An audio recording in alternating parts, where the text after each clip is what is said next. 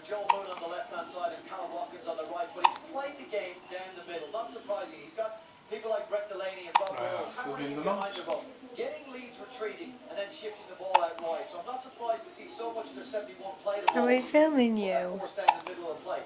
If we look at St. Helens, on the other hand, it'll be no surprise to people watching the game that they played most of the game in their own half. They've had 75 play the balls, two big numbers, 13 and 9 play the balls, right near their own post. But they have a good spread of the other end of the field, and a lot of that Eddie How came tiny late you in the second are. half and afforded them 2 tries right in this game. Now, if we look at the way the game broke down over the course of the first 40 minutes, we know the lead started very well and should have been a Did you just game. poop? They completed very highly. On the flip side, if you look at the top of the chart on the right-hand side, St. Helens unable to get to the left-hand side of your screen.